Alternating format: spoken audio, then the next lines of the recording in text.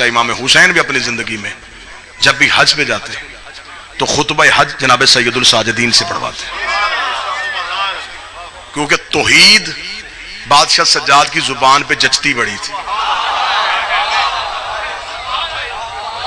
وحدت کا بہترین عملی نمونہ تھے یہ میرے بادشاہ۔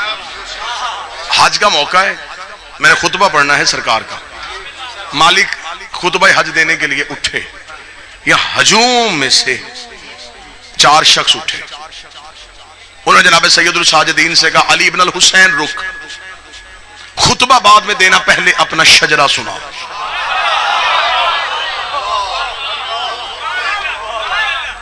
مولا سجاد کے رخ رحمت پہ سرخی آئی، صحیفہ رحمت جلالت میں بدلا، محمد فوراً علی ہوا۔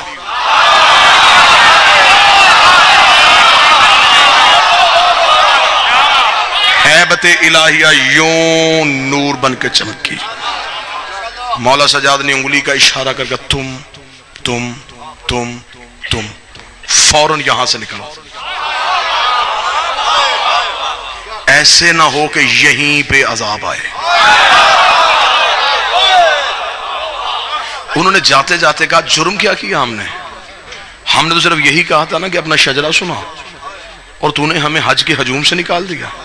فاشارت الی الحجر اسود، امام نے حجر اسود کی طرف اشارہ کیا۔ امام نے کہا تو بتا ہم کون ہیں؟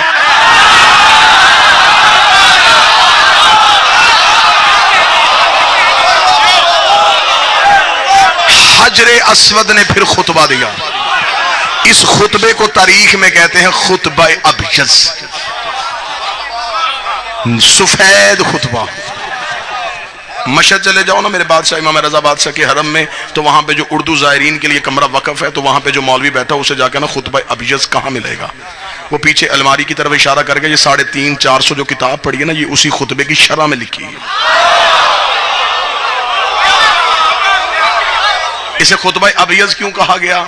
اسود نے دیا تھا۔ اسود کہتے ہیں کالے کو، ابیض کہتے ہیں سفید کو، کالے کا دیا ہوا سفید خطبہ، اسود کا دیا ہوا نورانی خطبہ۔ حجر اسود بول پڑا، جب حجر اسود بولا تو لوگوں کے رنگ تبدیل ہو گئے۔ انہوں نے سرکار بادشاہ علی زین العابدین کو گھیرے میں لیا اور لے کے کہا مولا یہ پتھر کیوں بولا؟ امام نے کہا یہ پتھر نہیں ہے۔ شاید اب یہ بات پہلی بار سماعتوں سے ٹکرائے تو دل سے دعا نکلنی چاہیے۔ بادشاہ نے فرمایا یہ پتھر نہیں ہے، جسے تم پتھر سمجھتے ہو یہ پتھر نہیں ہے۔ اسے کہا مولا پھر یہ کیا ہے؟ فرمایا یہ ایک ملک مقرب ہے،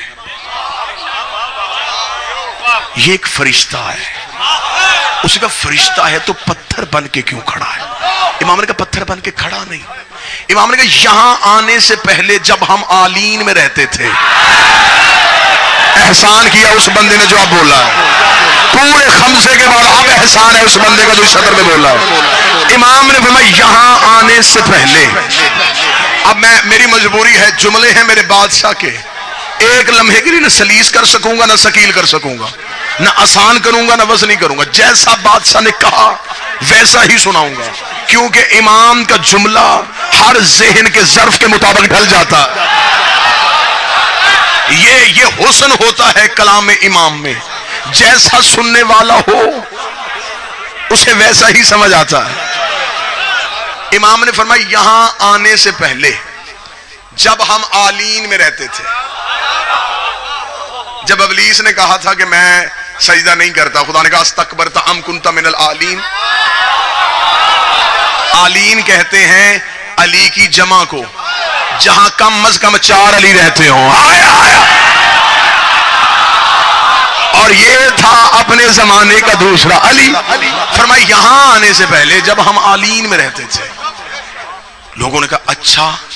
امام فرماتے جب ہم آلین سے، اب سطر سنیے گا میرے بادشاہ کی، ہائے ہائے ہاتھ میں نور کا قلم ہو میں کعبے کی پیشانی پہ لکھوں۔ امام فرماتے جب ہم آلین سے روح پروردگار بن کے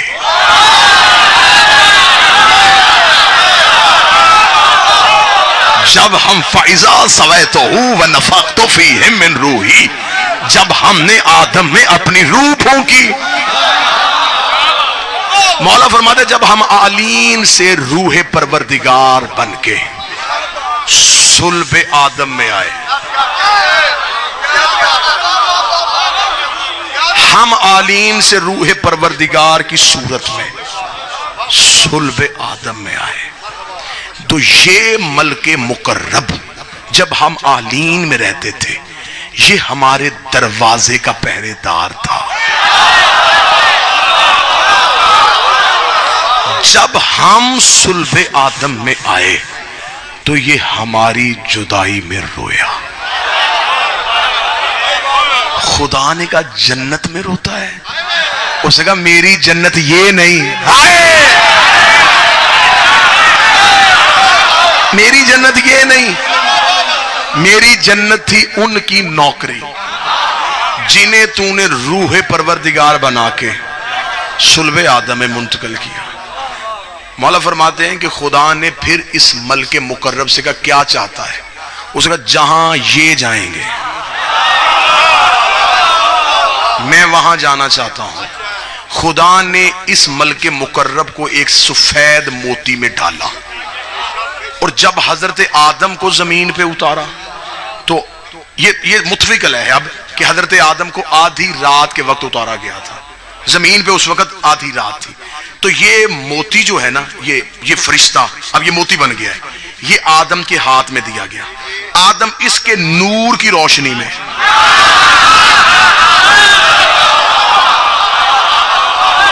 اب مجھے نہیں پتا کون سا ظرف قبول کرے گا اور میں تنہا بھی رہ جاؤں گا تو مجھے پھر بھی بارے میں ہے. آدم ہمیں ہدایت کرنے آ رہا تھا اور یہ آدم کو ہدایت کر رہا ہے. آدم اس نور کی روشنی میں، حضرت آدم اس نور کی روشنی میں، حضرت آدم سری لنکا میں اتارے گئے تھے، جناب حوا جدہ میں، جدہ نام ہی بی بی حوا کی وجہ سے، جدہ عربی میں کہتے ہیں دادی کو. حضرت آدم کو اس نور کی روشنی میں زمین پہ، حضرت آدم اس کی روشنی کے ساتھ زمین پہ اترے.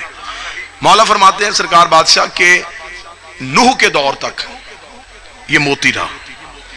پھر جب حضرت نوح کا طوفان آیا تو حضرت نوح نے اس موتی کو اپنے خیمے میں رکھا، جو انہوں نے خیمہ نصب کیا تھا جہاں آج کعبہ ہے، یہاں حضرت نوح نے خیمہ نصب کیا تھا. حضرت ابراہیم نے کعبہ بنایا نہیں تھا، دیواریں اٹھائی تھیں.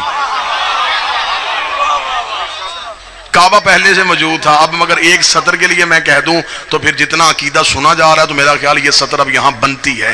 جب زمین کو بنایا گیا تھا نا، زمین ہیبت خدا سے کانپی تھی، زمین خوف خدا سے کانپ رہی. جبریل نے اپنا دایاں پر رکھا، زمین پھر بھی کانپ رہی تھی، بایاں پر رکھا، زمین پھر بھی کانپ رہی تھی. زمین نے کانپ کے زمین کہہ رہی تھی نہیں نہیں جبریل، میرے اوپر خون ہوگا، میرے اوپر ظلم ہوگا، میں تسبیح کرتی ہوں، مجھ سے برداشت نہیں ہوگا.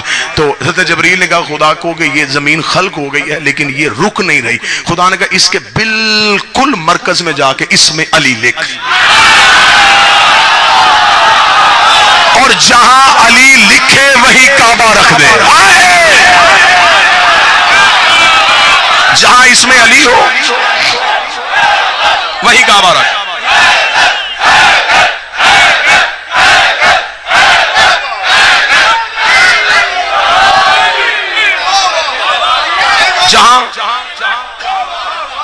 جہاں اس میں علی لکھے. اب ضرورت ہے کہ عقیدہ پڑھا جائے. ابھی میں نے 15 جولائی کربلا گاہ میں شاہ عقیدہ پڑھا ہے اور دشمنان علی نے ایک FIR درج کروائی کہ انہوں نے کہا ہے کہ علی نے آدم بنایا تھا. اس بات پہ FIR ہے اور یہ FIR نہیں ہے، یہ ایک دروازہ کھلا ہے. اب ہم بتائیں گے علی نے کیا کیا بنایا تھا.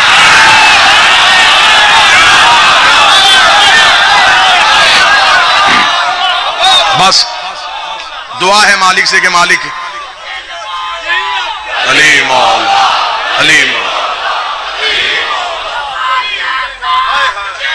بسم اللہ مولا علی، بسم اللہ.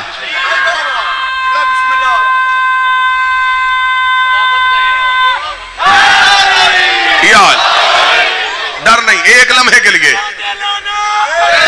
بادشاہ حسین کی عزت کی قسم ہے مجھے جناب سیدہ کا حق پڑھنے کے بعد 6 ماہ کے لیے سزائے موت کی کوٹری میں رکھا گیا تھا. میں نے جیل کی سلاخوں کے اندر بیٹھ کے سیدہ سے وعدہ کیا تھا بی بی سانسیں تو دے دے تیری وکالت میں خیانت میں نہیں کروں گا. اب سانسیں ان کی طرف سے آتی ہیں, اب جتنی دیر زندہ ہیں بس انہی کی وجہ سے ہیں. یہ زبان کاٹ دو جسم و جان کاٹ دو, مدحت مرتضیٰ کی سزا دو مجھے, ٹکڑے ٹکڑے کرو میرا سارا بدن, آگ روشن کرو اور جلا دو مجھے. ذکر شاہ نجف سے رکوں گا نہیں چاہے 100 بار سولی چڑھا دو مجھے, لیکن راکھ میرے جسم کی رکھ کے ہاتھوں پہ اپنے اڑا دو مجھے. 1-2 دن نہیں صبح محشر تلک, جب تلک جہاں تک ہوا جائے گی, ایک حلالی حوالی کا وعدہ ہے یہ, یا علی کی صدا. ہم سے علی نہیں چھینا جا سکتا. جہاں علی لکھا ہے یہی کعبہ رکھ.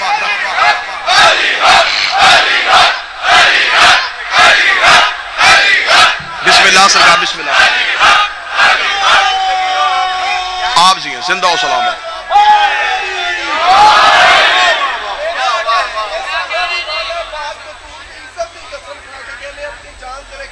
بسم اللہ. پاک سید آپ کو بس انشاءاللہ جب کبھی لشکر کی ضرورت پڑی تو یہ لشکر حاضر ہے.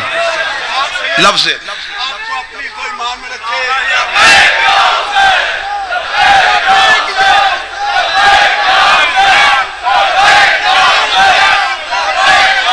بسم اللہ. آپ زندہ و سلامت.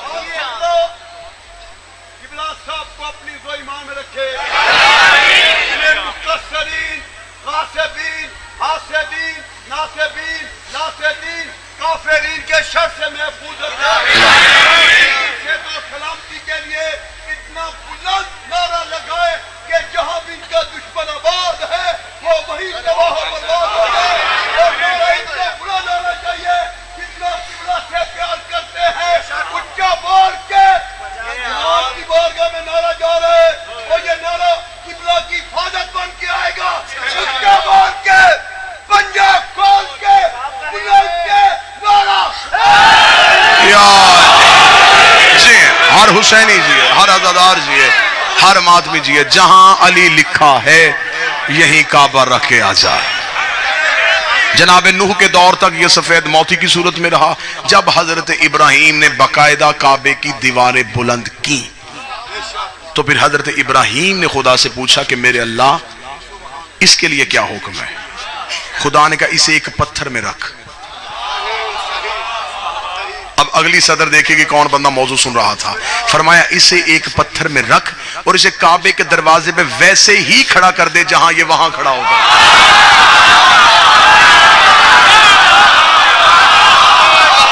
اسے کعبے کے دروازے پہ بالکل ویسے ہی کھڑا کر دے. کعبے کے دروازے پہ حجر اسود کعبے کی دیوار پہ نہیں ہے, کعبے کے باہر کھڑا ہے, بالکل ویسے ہی کھڑا ہے جیسے وہاں پہرے دار بن کے کھڑا ہوتا تھا. لوگوں نے دیکھے کہا اچھا مولا تو یہ ملک مقرب ہے, اچھا تو یہ اس لیے کعبے کے دروازے پہ کھڑا ہے, تو مالک اس کی ڈیوٹی کیا ہے, یہ کرتا کیا ہے. مالک نے فرمایا واجب کر دیا ہے جو بھی حاجی حج کرنے کے لیے جائے گا وہ حجر اسود کا بوسہ لے گا, حجر اسود کو چومے گا. امام کہتے ہیں یہ حاجیوں کے بوسے دلوانے کے لیے نہیں, یہ ہم نے کعبے کے باہر کھڑا کیا ہوا ہے. جب بھی کوئی حاجی اسے بوسہ دینے لگتا ہے یہ اس کے دل کے اندر جھانک کے دیکھتا ہے اگر علی ہو تو حج قبول کرتا ہے ورنہ لعنت کر کے واپس کر دیتا ہے.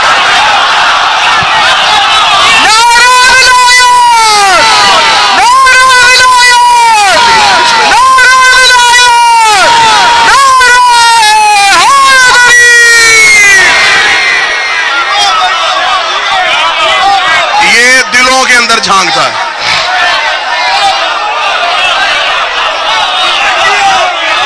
یہ گردن یہ ہر بوسہ لینے والے کے دل کے اندر دیکھتا ہے. اچھا جو دور سے گزرتے ہیں نا اس سے بچ کے, جو دور سے گزرتے ہیں معافی یہ انہیں بھی نہیں دیتا. وہ بھی جب اس کے سامنے آتے ہیں نا تو ہاتھ بڑھا کے اس کی طرف یہ فنگر بھی سکین کر لیتا ہے.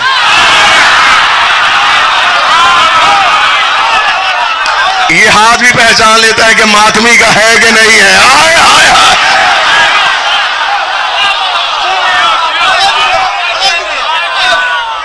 حجاج کرام حج سے واپس آئے، انہوں نے کوئی حجر اسود کو بوسہ دیا، وہ راشی بڑا تھا، پھر کیا کیا؟ اس کا وہاں جو معلم کھڑا تھا، ہم نے اس سے پوچھا کہ حجر اسود کو بوسہ دے سکتے؟ اس نے کہا پھر بھی کوئی بات نہیں، جب تم حجر اسود کے سامنے سے گزرو اپنے دائیں ہاتھ کو حجر اسود کی جانب کرنا، پھر اپنی ہتھیلی کو حجر اسود سمجھ کے، اپنی ہتھیلی کو حجر اسود سمجھ کے چومنا۔ مولوی صاحب چوما ہاتھ تھا، ثواب حجر اسود کا کیسے ہو گیا؟ اس نے کہا چوما ہاتھ تھا، ذہن میں ہمیں حجر اسود تھا، چوما ہاتھ تھا ذہن میں حجر اسود تھا، ہم چومتے تعزیہ ہیں، ذہن میں روزہ حسین ہوتا۔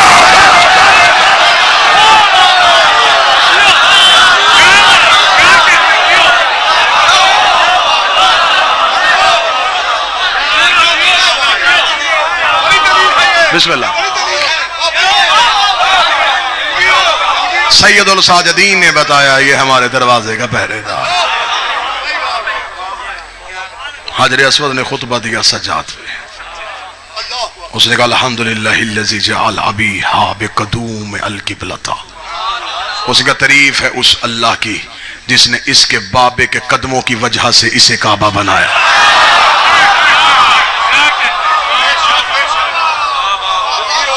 تفصیلی خطبہ ہے 2 یا 3 صدریں سن لینا عقیدے والے بندوں کے لیے۔ تعریف ہے اس اللہ کی جس نے اس کے بابا کے قدموں کی وجہ سے اسے قبلہ بنایا۔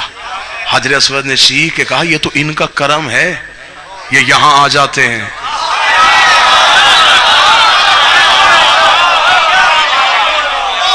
ورنہ یہ جہاں ہوتے کعبہ چل کے وہاں آتے۔ اور تاریخ کی کتابوں نے لکھا ہے جب حسین مولا نے احرام توڑے تھے تو کعبہ بنیادوں سے چلا تھا۔ حسین پلٹ کے واپس اور کعبے کی دیوار پہ آتا کہ رک، تیری حرمت کے لیے حسین جا رہا ہے،